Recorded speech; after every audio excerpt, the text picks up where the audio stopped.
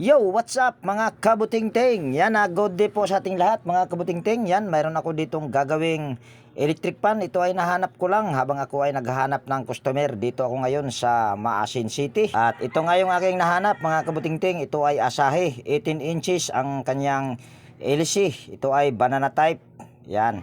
At kung nakikita nyo naman ay inikot ko yung kanyang shafting at inuga-uga ko yung shafting niyan katulad niyan. Ayan naman ay walang uga, pero bakit siya huminto? At tinanggal ko na rin yung tuluyan yung kanyang pang likod na screen para yan ay ating iti-testing. At ayan, nakahanda na yung aking extension mga kabutingting. At ako ay nag voice over lang mga kabutingting dahil tabi kasi ito ng kalsada ko naggawa, kaya maingay. Kaya yan, kung nakikita nyo ay hindi siya gumagana mga kabutingting. At disclaimer lang pala mga kabutingting, lahat po ng video na ina-upload ko sa aking YouTube channel ay based lang po sa aking experience at hindi ako dito nagmamagaling. So ang ginawa ko dyan mga kabutingting ay tinanggal ko yung tornilyo sa pangharap ng takip or cover sa motor. Ayan ay ating babaklasin mga kabutingting para malaman natin kung ano yung problema sa electric fan na ito. At kunwari yan, papagpagan muna natin dahil yung may-ari kasi niyan ay nakatingin. Kaya kunwari lang, papagpagpagpag kunwari. At ayan, kung bago kang napadpad dito sa aking munting channel mga kabutingting, baka pwedeng hilingin ko yung inyong pag-subscribe at pakipindot na rin yung notification bell at ilagay sa all para ma-notify kapag mayroon akong mga bagong i-upload na video. At yung tornilyo nga pala dyan mga kabutingting sa likod ay nahirapan ako dahil lost thread. Yan ay ewan ko kung bakit na lost thread yung pinaka tornilyo nyan. At ako pala dyan mga kabutingting ay lilipat ng pwesto dahil inabutan ako ng ambon mga kabutingting. Kagwang talaga. Pwede na! So ayan na mga kabutingting, nakalipat na ako. At ang ginawa ko dyan mga kabutingting, dahil sira na rin naman itong electric fan na ito, tinuluyan ko na sa pagsira. Yan, kung nakikita nyo ay hininang ko yung kanyang or binutas ko yung dyan sa pinaka tornilyuhan dyan sa likod. Yan ay sira na rin, kaya sinira ko na. Pero yan mga kabutingting, kahit walang tornilyo yan dyan ay hindi yan problema para sa akin. May solusyon ako dyan mga kabutingting. Yan ay kailangan ko lang hinangin para matanggal yung pinakatakip sa motor niya. At talaga naman akong pinahirapan dito mga kabutingting. Ayan halos maubos yung lakas ko kakahila doon. Kaso nahugot pa rin yung pinakatakip. Ayan, naiwan yung pinakatornilyuhan niya mga kabutingting. Pero sabi ko nga ay walang problema yan. Ayun, kung nakikita nyo mga kabutingting ay nagtai na yung capacitor. Yan pala yung nagiging problema sa electric fan na ito. Ang problema ay capacitor lumubo at ito mga kabutingting ay wala din itong power. So kailangan ko itong baklasin lahat mga kabutingting. Gusto ko sana itong i-bypass pero ako ay sinisigurado ko kung may problema ba yung bushing. Kaya ang gagawin ko dito ay babaklasin ko lahat ito mga kabutingting. Yan. At habang ito ay aking babaklasin mga kabutingting, ay yan, mega love shout out sa inyong lahat, lalong lalo na sa aking mga silent viewers at organic viewers. Yan, tayo ay hindi muna mag shout out mga kabutingting. At yan, kung nakikita nyo, pagpag na naman ulit si Enteng dahil andyan na naman kasi yung may-ari nakatingin. Yan, pagpatuloy lang natin dito sa pagbaklas para makita natin kung okay ba yung pinaka bushing nya. Yan, habang ito ay aking binabaklas mga kabutingting. At kung magtatanong pala kayo mga kabutingting, bakit nga ba lumulubo ang kapasitor? Yan, ito ay base lang po sa aking pananaw. Itong aking sasabihin ay siguro lumulubo yung kapasitor dahil sa sobrang gamit. Halos hindi na pinapatay. Kasi kung iisa lang ang yung electric fan gagamitin mo sa araw, kung wala kang pamalit ay gagamitin mo na naman yan sa gabi. At kung wala ka pa ring pamalit ay gagamitin mo na naman yan kinabukasan. So yan yung mga dahilan kung bakit yan nasisira or lumulubo. At mayroon pa, lumulubo din ang kapasitor dahil sa bushing. Lalong lalo na paghirap na siyang umikot. At mayroon pa ngang iba ay tutulungan pa siya sa pag-ikot kasi nga walang magamit. Kaya yun, isa rin yun sa mga dahilan kung bakit lumulubo ang kapasitor mga kabutingting. At dito yan, kung nakikita nyo ay tinanggal ko yung plastic at nahirapan ako dyan dahil talaga namang ano yan, tawag niyan, loose thread kasi yung pinaka tornilyo niyan mga kabutingting. Yan, at kung gusto nyong tumibay or tumagal yung inyong mga gamit mga kabutingting, dapat lang ay langisan natin. Kung ikaw ay tamad, siguro sa isang bisis sa isang buwan ay pwede mong langisan yung pinaka puno ng shafting. Aalug-alugin mo lang siya at yun, para yung langis ay papasok doon sa pinaka busing niya. At mas maganda mga kabutingting kung kabilaan ang paglagay ng langis. Doon din sa likod ay kailangan mo rin siya dapat lagyan ng langis. Tatanggalin mo lang yung takip. Ayun, makikita mo na naman yung puno ng pinakapuno ng shafting. Yon, makikita mo yun doon. So doon mo siya lalagyan ng langis at pagkatapos mo langisan ay aalug-alugin mo lang yan siya mga kabutingting. At fast forward natin dito mga kabutingting sa pagbaklas, nang sa ganun ay hindi rin humaba itong video natin.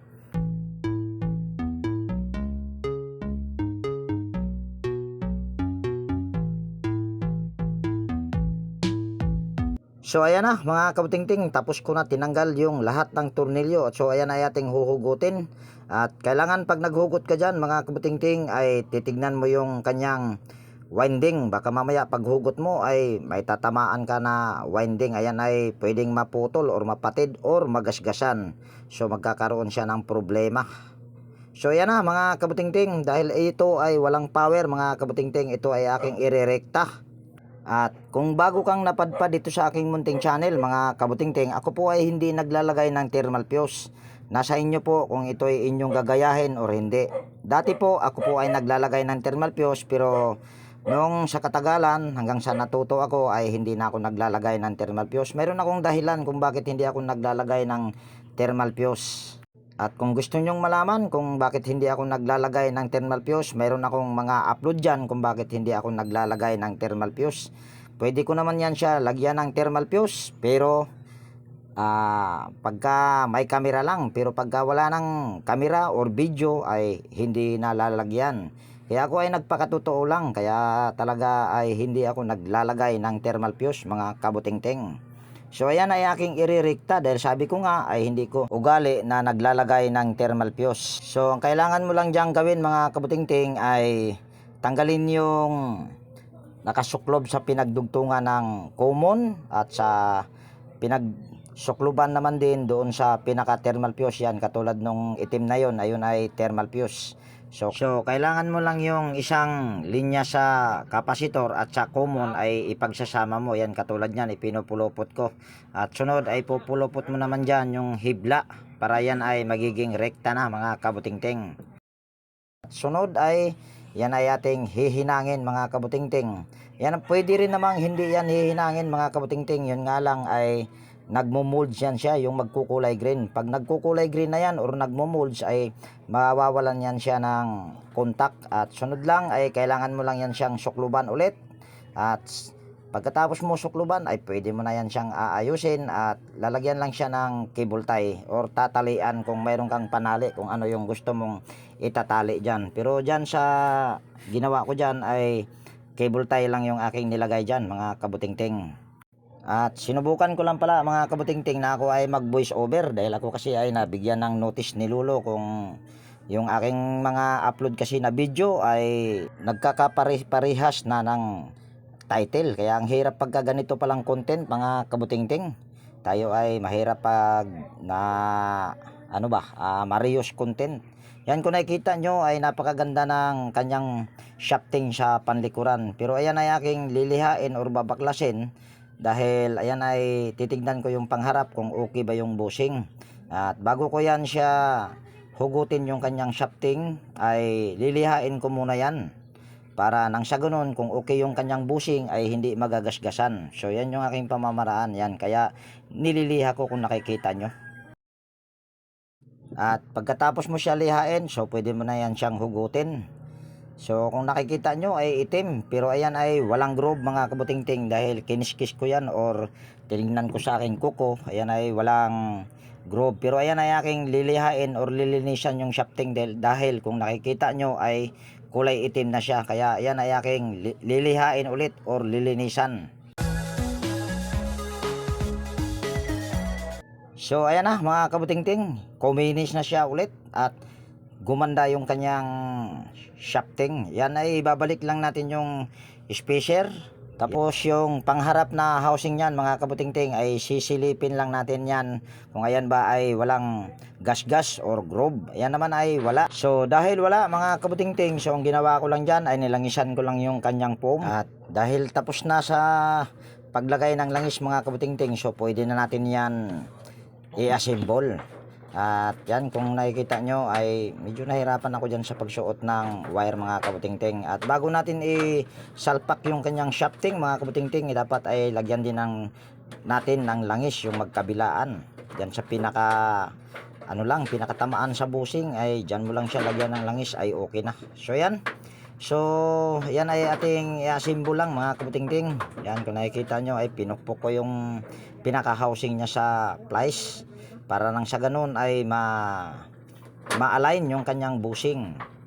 So dito nga mga kabutingting ay inasimbol ko na at binalik ko na yung mga tornilyo niyan mga kabutingting. At kung nagustuhan mo pala itong aking pag-voice over mga kabutingting, pwede bang paki-comment dahil para sa susunod ay magbo-voice over na lang ako ulit. At nang sa ganun din ay umiksi-iksi yung ating mga video dahil tingin ko ay masyadong mahahaba yung aking mga upload na video mga kabutingting. Pero purpose ko lang naman yun mga kabutingting, kaya ko talaga ipinapakita sa inyo halos lahat ng aking mga ginagawa dahil para yung mga gustong matuto ay matututo. At nang sa ganun ay makapag-share tayo ng kunting kaalaman. Ito naman ay kunti lang talagang aking kaalaman. So dito mga kabutingting ay nagpalit na ako ng kapasitor at yung aking ipinalit na kapasitor dyan ay 2UF dahil yung tinanggal kong kapasitor dyan ay 2UF din, kaya yung aking ikinabit dyan ay 2UF din.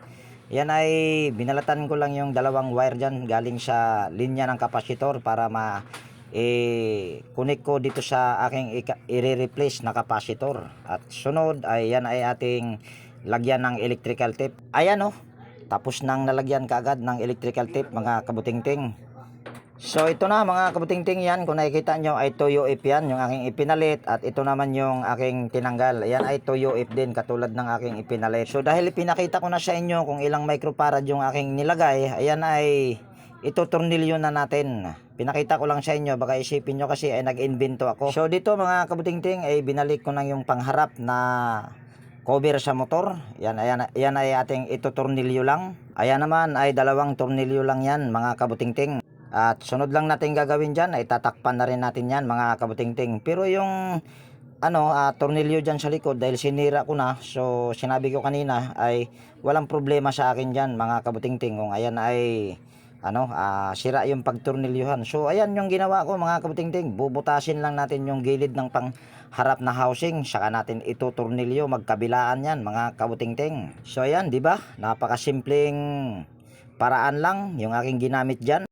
At sunod na ginawa ko dyan mga kabutingting ay yan, pinapakita ko lang sa inyo yung aking ginawa na pagtornilyo dyan sa gilid para hindi matanggal yung pinaka takip sa motor. At yan ay babalik na natin yung screen mga kabutingting. Ayan naman ay nilinis ko na at hindi ko na ipinakita dyan yung paglinis para nang sa ganun ay umiksi itong video natin dahil lagi na lang mahaba. At siguro ay magbo-voice over na lang ako lagi para nang sa ganun ay mapaiksi yung video natin. At the same time ay mayroon pa rin naman kayong matututunan kahit ayan ay maiksi na video lang. Dahil yung pinaka-importante na bagay lang yung aking ipapakita pag mga ganitong problema. At ang pinaka-problema lang sa electric fan na ito mga kabutingting ay yun lang yung thermal fuse at nagpalit din tayo ng kapasitor. So ito na, kinuha na ng may-ari mga kabutingting at gusto niya nang subukan, kaya ito sinaksak ko na yung power cord dito sa ating extension. Tapos yan, hihilahin lang natin yung pinakahilahan niya. Ayun oh. Ayun, umandar na mga kabutingting. At ayan mga kabutingting ay number 1 pa lang. Ayan ay mabilis na. So yan ay hihilahin lang natin sa number 2. Yan. Okay na yan mga kabutingting. At si Sir dyan mga kabutingting ay napa-thumbs up dahil natutuwa dahil yung kanyang electric fan ay magagamit ulit. Ayun oh. Ayan, kung nagustuhan mo itong video na ito mga kabutingting, baka pwedeng pa-like at paki-share, at higit sa lahat, kung bago kang napadpad dito sa aking munting channel, baka pwedeng hilingin ko na rin yung inyong pag-subscribe at pakipindot na rin yung notification bell at ilagay sa all.